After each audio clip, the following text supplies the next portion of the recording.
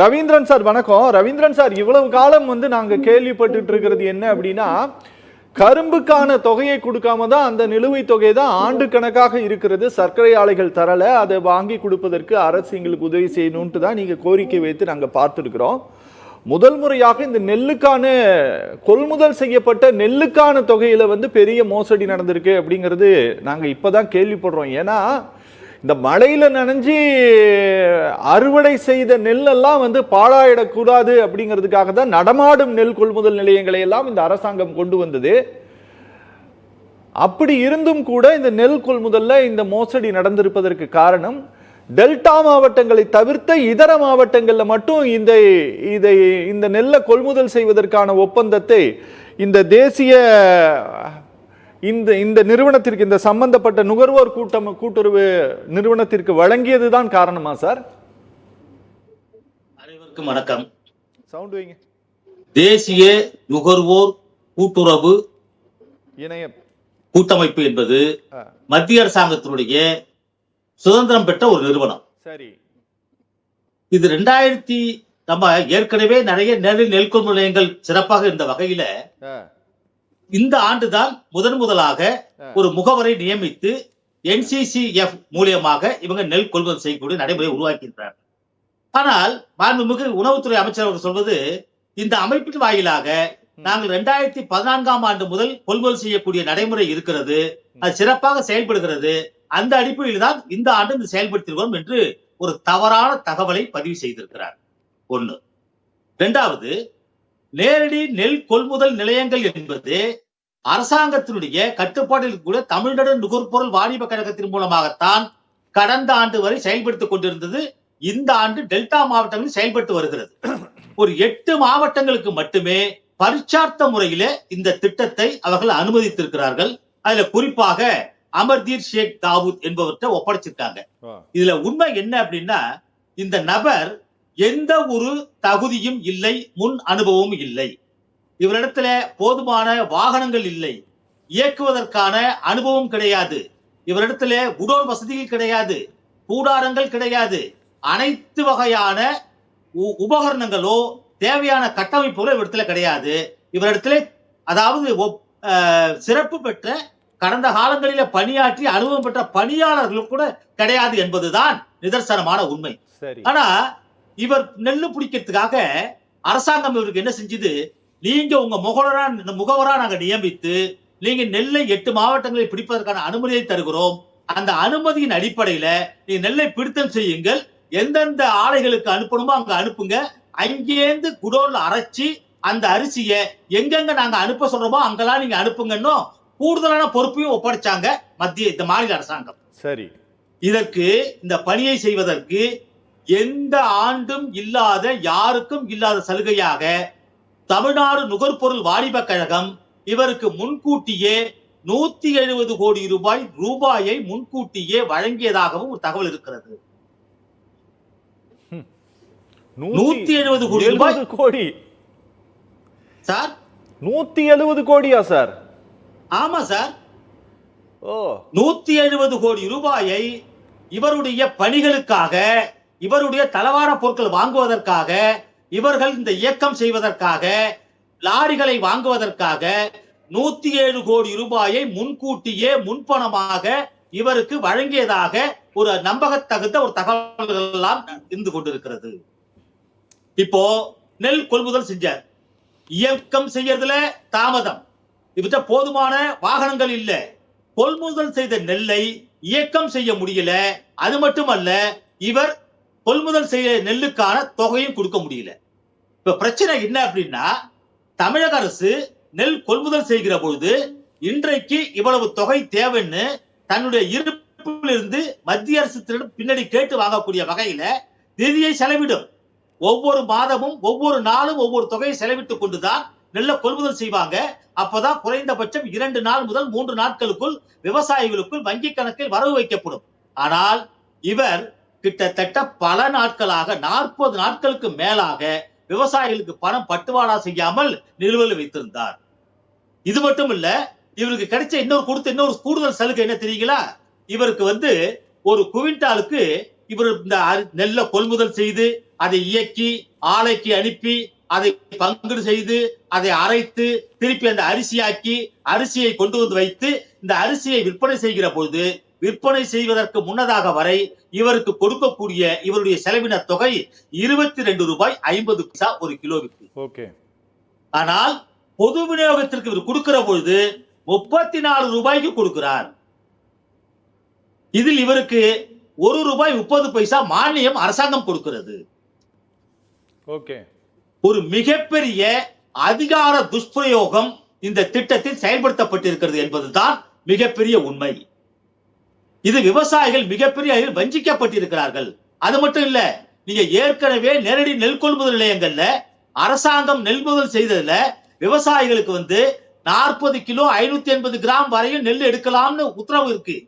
நாங்க ஈரப்பதம் இருக்கும், காய்ச்சல் இருக்கும், நெல் குறையக்கூடாது, அதுல பணியாளர்கள் பாதிக்க கூடாதுங்கிறதால 41 கிலோ வரை நாங்க அனுமதி கொடுத்தோம். ஆனால் கூடுதலாகவும் நெல் பிடித்தம் செய்யப்பட்டது.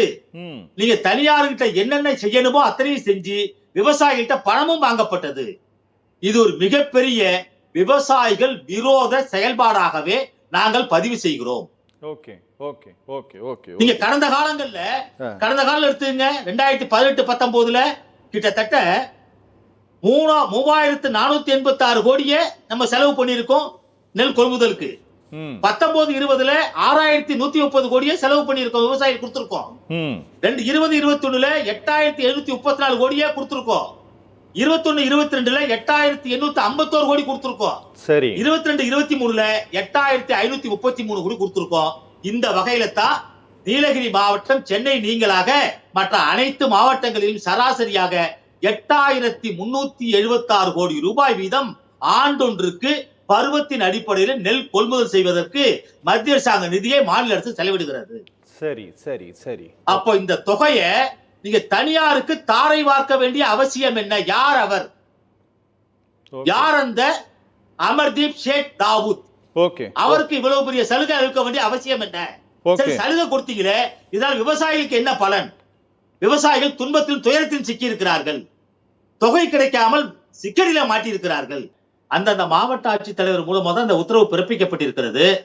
நீங்க நெல்லை கொள்முதல் செய்த பிறகு நீங்க எவ்வளவு நெல்லை கொள்முதல் செய்தீங்க, அது எங்க இருக்குங்கிறதெல்லாம் கணக்கு அன்னன்னைக்கு அப்டேட்ல கொடுத்தாகணும். மேலாண்மை ஆணையர் நிர்வாக இயக்குநருக்கு கொடுத்தாகணும். ஆனால் இவங்க கொடுக்கலங்கிறதாங்க பிரச்சனையே. இப்ப மற்ற மாவட்டங்கள்ல அரசு நேரடி நெல் கொள்முதல் நிலையங்கள் செய்யப்பட்ட இடங்களெல்லாம் ஒரு நாளைக்கு இத்தனை டன் நாங்க பிடிச்சோம், இவ்வளவு இருப்பு இருக்கு, இவ்வளவு நாங்க வெளியே அனுப்பியிருக்கோம், இந்த இடத்துல குடோனை வச்சிருக்கோம், இந்த குடோன்ல இவ்வளவு இருக்கு, இத்தனை டன் இருக்கு, இவ்வளவு ரூபாய் விவசாயிகளுக்கு கொடுக்க வேண்டியது இருந்தது, இவ்வளவு கொடுத்திருக்கோம், இவ்வளவு கொடுக்க வேண்டியிருக்கு, நீங்க கொடுத்தது இவ்வளவுலாம் ஒவ்வொரு நாளும் ஒவ்வொரு பட்டியல் தரவா இருக்கும்.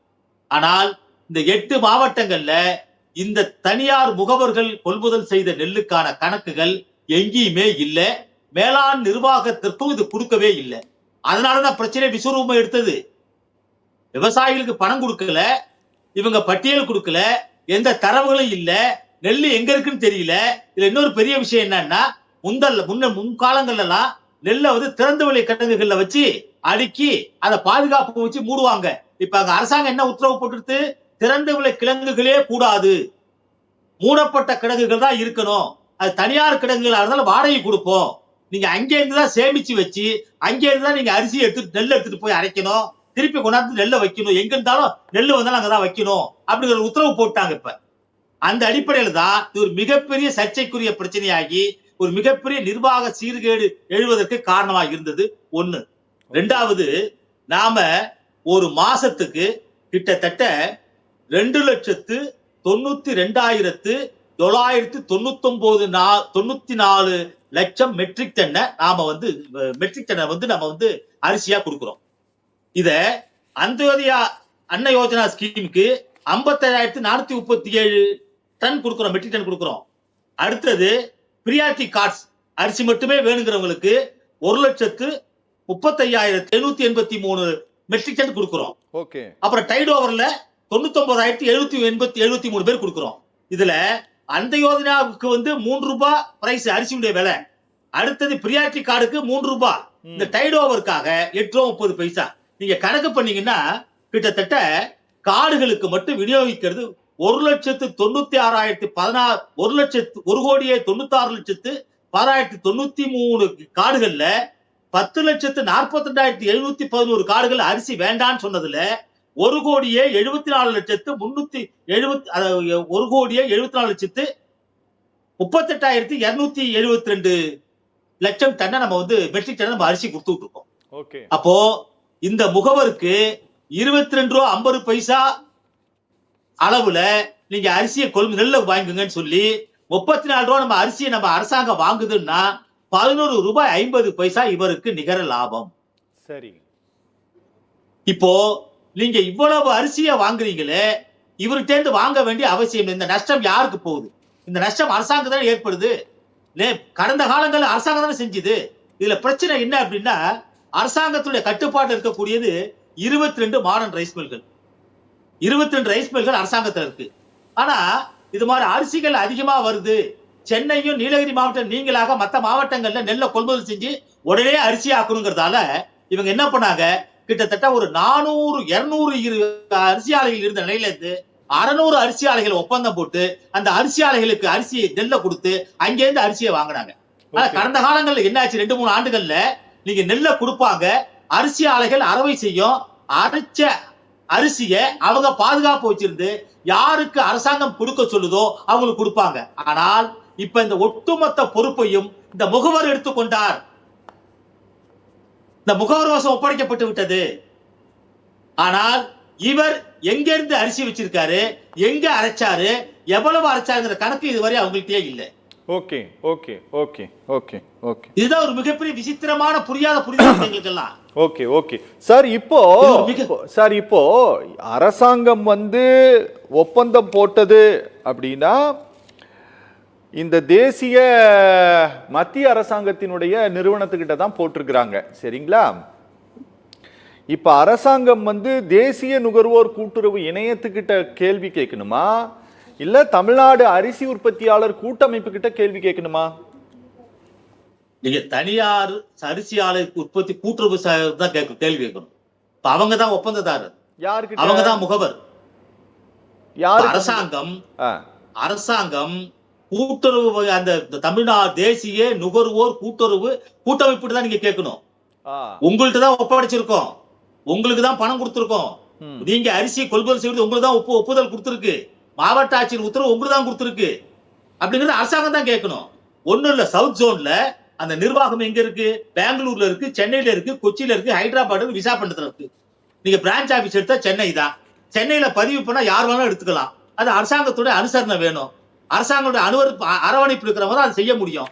இப்ப அந்த முகவர் அந்த அடிப்படையில் தான் ஒப்புதல் பெற்று ஒப்பந்தம் பெற்று இப்ப தமிழ்நாடு அரசாங்கத்தோட ஒப்பந்தம் போட்டு நான் செய்யறேன்னு சொல்லியிருக்காரு.